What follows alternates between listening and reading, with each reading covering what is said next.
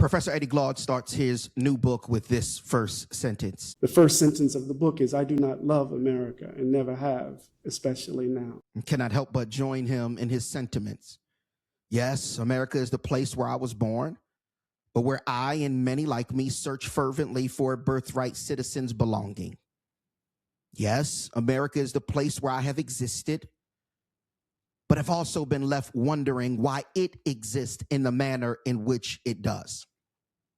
And many of the ignorant and pompous patriots of America would say, well, I just first have to ask, since you hate the country, do you plan to leave? What do you mean by that? Do you plan to go live in another country? No, I do not. America is the only country where even those who hate it refuse to leave. That's how you know you live in a great country. That's how you know you're in a great country. First of all, that statement can't be quantified to be qualified. Secondly, the country can't be that great based upon how he left it. No, that's not a lack of compassion. That is me speaking directly to a societal ill that has become a societal norm. To start us off this morning, a look back at another troubling week of violence in our country. Wednesday's assassination of conservative activist Charlie Kirk. We've asked our Robert Costa for some perspective. What's the state of the American soul today?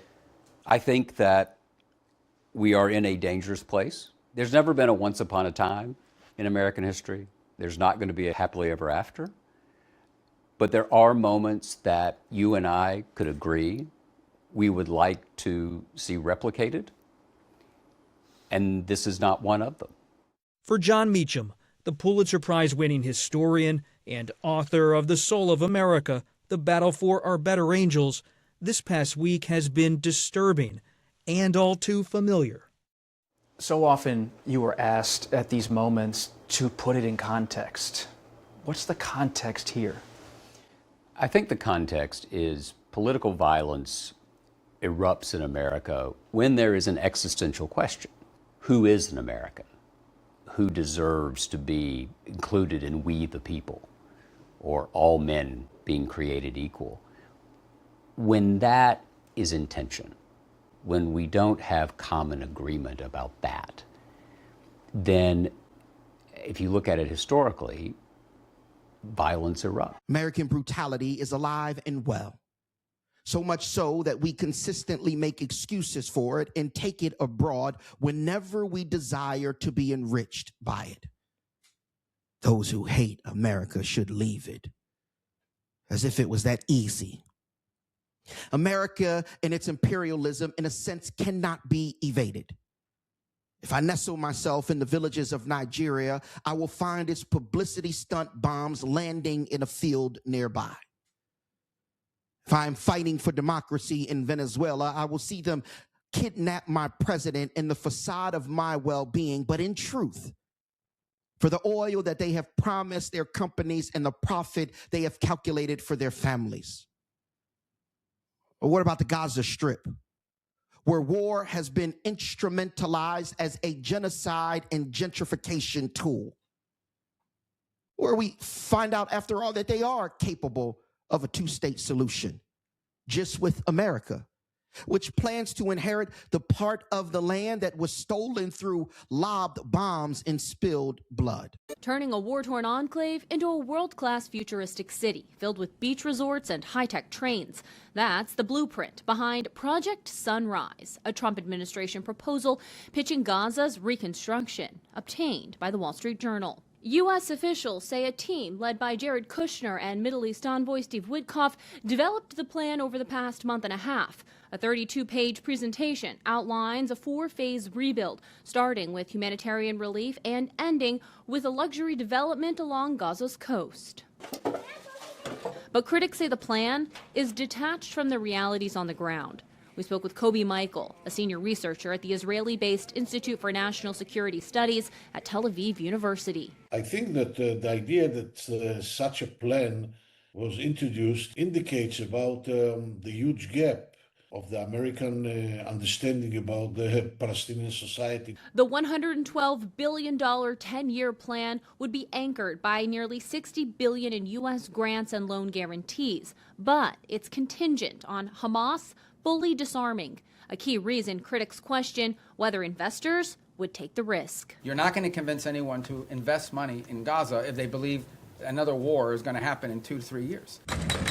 Successfully getting the Palestinians on board is another major hurdle. Kobe Michael says the Palestinians will likely see such a rebuilding plan as simply another form of colonialism. The idea that it will be done by foreigners is something that is not accepted by the Palestinians themselves. The White House says President Trump continues to monitor developments and remains committed to laying the groundwork for a peaceful and prosperous Gaza. Even within its homeland, America has raised a modern-day Gestapo to rid itself of all the illegal and legal immigrants who remind it of its loss of power and its dilution of whiteness. America, let me be kinder and not speak about you so much in your presence, but let me speak directly to you since you are watching. Dear America, something scary is circling in your waters. We know that bank accounts have no limit on how much they can grow from your corruption and brutality. We know that these bank accounts and the illusion of power are two of the causes of your behavior.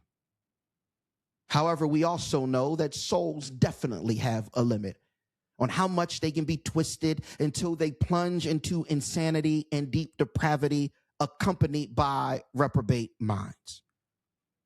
My soul, merely as a witness, has become so weary that it has to be undergirded by the hope of God's justice every day as I live in this place called America. I can only pray and shudder at the images in my horrified imagination that help me picture the state of the souls of those who are cheerleaders, conspirators, and primary actors for what this country has been and for what it progressively declines into becoming. The level of rationalizing that makes us turn righteousness into wickedness is a torture against our own selves and a crime against our children and grandchildren, as they will either have to inherit the corporate wrath of God upon this place or write revisionist history that temporarily relieves them from the burden of our guilt, but not the consequence, nor the decomposition of their conscience, or their souls, or their way of living.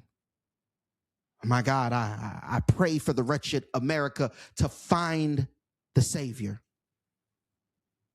But we cannot find the Savior because we have not stopped looking for salvation in our own wickedness. So today my faith is tinkering with one question. How long will we fall for it? How long will we fall for humanitarian wrapped barbarianism? How long will we fall for war being publicized as a humanitarian effort? We've heard the tagline over and over again about America being a humanitarian savior that is out to make the world a better place. We heard it in Gaza, where we sent aid to the same people that we allowed our friends to carry out genocide against in an attempt to ethnically cleanse their land. We heard it in Nigeria when Donald Trump defended the persecution of Christians in what he once called a shithole country. I guess something good, something worth defending does come out of places like Nazareth or Nigeria, because now he is bombing that same shithole country in the name of those who are being persecuted there. Trump bombed Nigeria on Christmas Day. Now he says he's defending Christians. I want to remind you of another time imperial powers took military action against Africa in the name of Christianity. Now how the fuck did that work out? He has no concern for any Nigerians, Christian, Muslim. If he did, he wouldn't have dismantled U.S. aid, which saved hundreds of thousands of people's lives. Like 270,000 people in Nigeria relied on U.S. aid. one of his self-described shithole countries. Well, it's true thousands of Christians have been killed in Nigeria by terrorist groups. Those same groups have actually killed many more Muslims. Boko Haram is stupid, point blank. These niggas' name means books are bad. They can't be smart people. But don't you think it's interesting that Trump keeps taking a moral concern with places that happen to have massive reserves of oil? Venezuela, drugs, Iran, Israel, Nigeria, Christians? But what's the common denominator between all these places? Oil very well may not be the driving factor in this attack, but Nigeria has rare earth minerals and a very corrupt government. They embody that meme where dude was like, corruption is not bad. If I am a part of that corruption, I defend it. Corruption is not bad. Corruption is only bad if I'm not involved. Yes. But if I'm part of that corruption, I'll defend it. So Trump strikes are in the north of Nigeria, the Muslim area. See, the thing about the borders that Europeans imposed on Africa is that by design, they've split ethnic groups and put opposing peoples in singular nations to create constant, endless friction. In the north of Nigeria, they have many of the same Hausa people they have in neighboring Niger. Niger is a part of the Sahel Alliance with Burkina Faso, Ibrahim Traore, and Mali, who have together ejected the Western extractors of their natural resources, France and other U.S. allies. If you think Trump is bombing the same people separated by false borders who have ejected the Western multinational corporations and claimed by force their natural resources, gold, gas, minerals, all of it. If you think he's dropping bombs on those people to help somebody and not to steal African resources, you might as well just go swim out to that boat and jump on the slave ship yourself. Tie yourself up, man. But really, America, we know he's not. That was just for the Christian nationalists and war-hungry white evangelicals to bring their power-craving religion alive. Not realizing that their false religion has neither the brains nor the spirit wise enough to verify that this was an empty field with none of the population accused of the persecution in the vicinity. So you've got some troubling, though unsurprising news. It appears that the story that Trump has told regarding his recent military strikes in Nigeria is not lining up with the reality on the ground. Trump has framed these U.S. missile strikes as an attack against ISIS, but Nigerians in a quiet farming village say that missiles struck where they lived and that there's no history of ISIS at all in the area. This is the reality right now in Jabo. It's a small village in northwestern Nigeria. And according to this new report from CNN, which I recommend you read, the villagers say that a U.S. missile debris slammed into the ground just meters from their only medical clinic without any warning or explanation. Residents say they heard a massive blast, they saw flames, and then they ran for their lives. One man told CNN that they couldn't sleep all night because they had never experienced anything like this. Trump later took to social media and he bragged about it. He called the strike a, quote, Christmas present for terrorists, claiming that it targeted ISIS militants attacking Christians. But local leaders say that Jabo has no known ISIS presence, no religious conflict. Christians and Muslims live peacefully side by side there. A Nigerian lawmaker confirmed that the village has no history of terrorist activity and said the strike caused fear and chaos, even though luckily no one was physically hurt. Nigeria's government later said the strike targeted a different area and that debris simply fell on Jabo.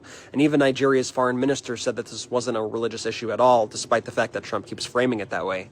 Experts say that conflicts like the one on the ground in Nigeria are the result of deep-rooted security problems and governance failures and have nothing to do with religion. So once again, innocent civilians are left traumatized as Trump tries to take this victory lap and lie to the American people and, well, the entire world. We'll keep on reporting the news, so spread the word and follow for more. People were shocked, confused, lost when American bombs fell out of the sky for those who were persecuting Christians. They were wondering why they picked here when none of those people reside around here.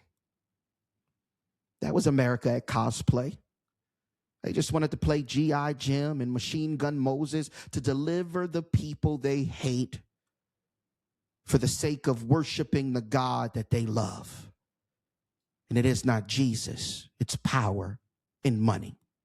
Or what about the most recent example? When our American humanitarianism is being lauded by many in reference to the kidnapping of Nicolas Maduro and his wife. by citing this immature belief that we must have thrown a swift blow to the world terror of Maduro because Venezuelans around the world in every place except for Venezuela are cheering that we kidnapped him. But did we ever take time to listen to the Venezuelans in Venezuela who are demanding that we give him back? We go to Venezuela at this moment, people is on the streets and they are speaking. Power people. We have to make an international denounce. Our president, Alejandro Nicolás Maduro Moros, has been abducted. He hasn't renounced. He has been abducted. Set free Nicolás. Set free Nicolás. Our president has been abducted. And wherever he is, look at me. Look at the people. You are trying Venezuela, as we say in Marina. What you are looking for, respect Venezuela. Respect the people. Respect Nicolás. Don't try to touch a single hair from him. Respect Celia. Venezuela is not a coward. We are going to rescue Nicolás. Nicolás, if you're watching us, here is your people, Nicolás. There is Goliath, but God is Venezuela. Don't mess with him. God is not going to abandon us. Listen, Trump, listen. We are sending this message to you. Venezuela is a peaceful country. Venezuela is a peaceful country. We demand you to give us back, right now, our president, constitutional president, Nicolás Alejandro Maduro Moros. Give him back Celia too. We are telling you this. Rain, thunder, or lightning. We are going to rescue Nicolás. So we have to cross, even if we have to cross the ocean. If we have to cross all of it, we are going to rescue him. We are going to rescue our president. And even if they all were cheering, are we that insecure and naive in our American ego to take every applause as an expert or perfect indicator of our righteous ethics, our moral uprightness, or our virtue? Do you realize that even people who assume they are saints cheer for devils when they aren't smart enough or informed enough to perceive and understand the devilish ways of those that they think are saints alongside of them? This kind of behavior epitomizes our vulnerability to manipulation as American citizens. This happens when individuals lack information or the ability to critically analyze information. They are more susceptible to being misled by charismatic or manipulative figures who hide their true intention. Do you know what feeds our inability to critically analyze information about America as Americans? It's what C.S. Lewis would characterize as demonic patriotism. Lewis points out that demonic patriotism makes the nation into a god. Lewis wrote, "We all know that this love of country becomes a demon when it becomes a god," end quote. Meaning, quote, when our loyalty becomes unquestioning and uncritical, end quote. Lewis reminds us that demonic patriotism enables the wickedness of rulers. Lewis warns us that demonic patriotism in the subjects will make it easier for the rulers to act wickedly. Healthy patriotism may make it harder. When they are wicked, they may by propaganda encourage a demonic condition of our sentiments in order to secure our acquiescence in their wickedness. Lewis warns that demonic patriotism believes in absolute superiority. This involves a firm, even prosaic belief that our own nation, in sober fact, has long been and still is markedly superior to all others, end quote. And finally, Lewis informs us that demonic patriotism cannot be criticize. Lewis states, when you, quote, equate your side to God's side, then you grant your country an unquestionable status, end quote. At this point, quote, the nation has become a god, end quote.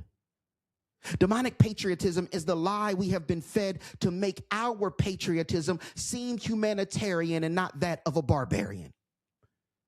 Demonic patriotism is the prime indicator that Satan has allowed us in all of our splendor and our heart to worship the Jesus of America and to deny and desecrate the Jesus of Nazareth, not only in our worship, but in the treatment of the least of these. How much longer, America, will you play this game?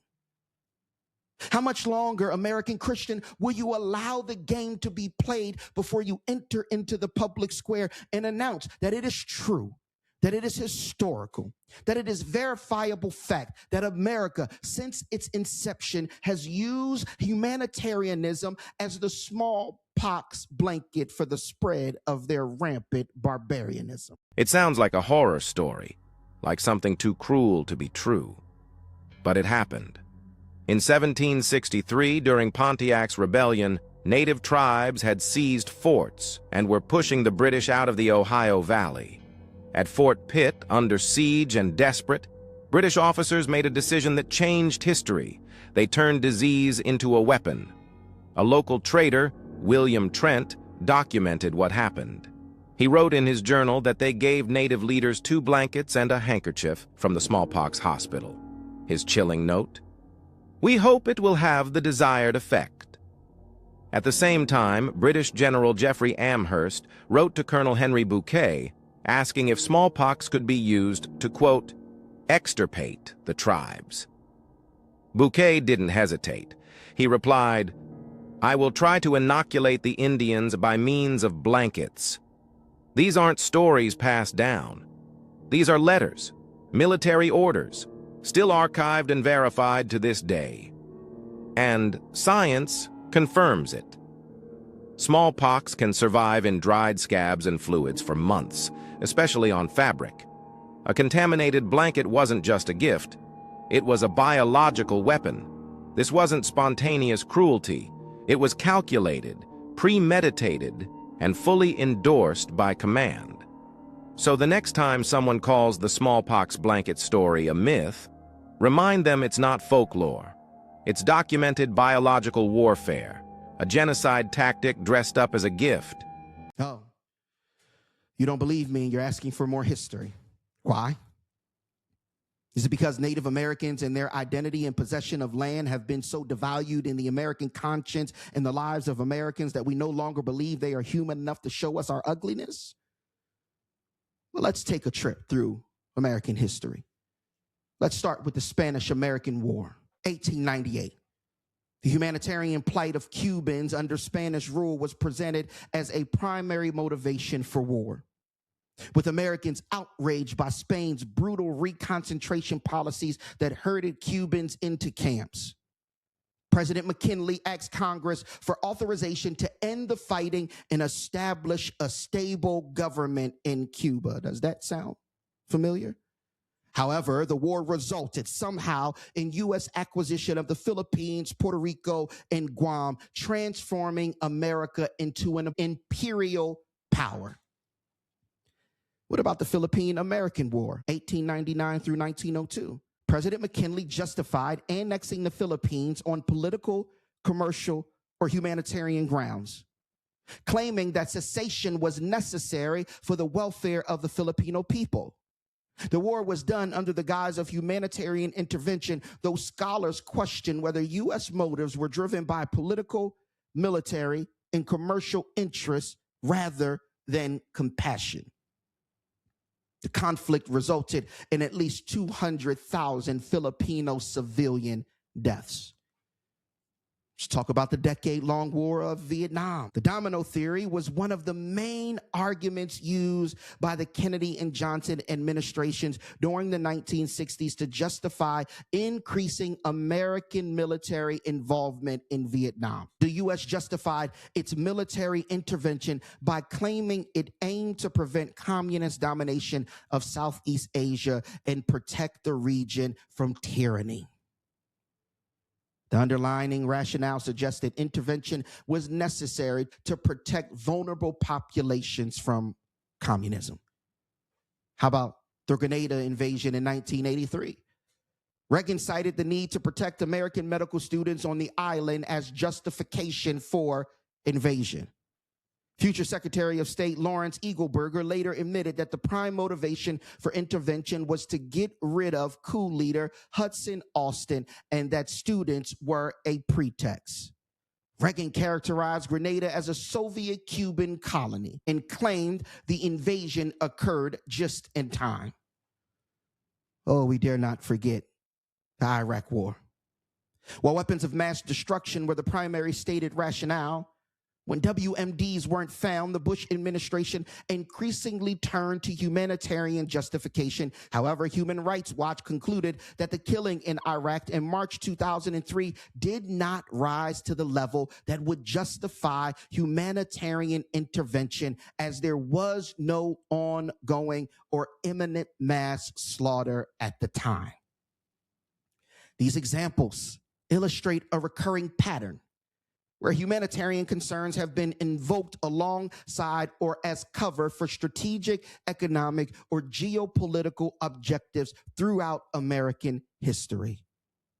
America, Americans, Christians in America, we are not humanitarians. At most, in our unrepentant and fake religious state, we are capitalist barbarians that ease the conscience or dull the brains of our people by calling our wretchedness humanitarianism. And those who want to be included in this barbarianism, wrapped in the costume of humanitarianism without being indicted, turn off their brains and set the thermostats of their souls lower and lower until they become so cold that they live by the words of that Long Beach urban philosopher, O.T. Genesis. That's a bet, and you ain't a real nigga if you don't represent. Push it, push it, push it, push it, push it, push it, push it, push it, push it, push it, push it, push it, push it, push it, push it, push it. Go get the money, go get the money. Go get the money, go get the money. Go get the money, go get the money. Go get the money, go get the money. Push it, push it. Push it, push it, push it, push it, push it, push it, push it, push it, push it, push it, push it, push it, push it. Go get the money, go get the money. Go get the money, go get the money. Go get the money, go get the money. Go get the money, go get the money. Cooking on a pot, got a scale of weight of rock. Almost burnt my fucking hand. I forgot the shit was hot. I'm just trying to get a knot. Had the shit up in my sock. Leave me alone, leave me alone. I can work my own block. Go get the money, go get the money, go get the money. All this racks, I'm a trick off. I got gold digger money, gold digger money. Hood rich nigga, getting money, push away. Everything was an A, now it's looking like a play. Push it, push it, push it, push it, push it, push it, push it, push it, push it, push it, push it, push it, push it, push it.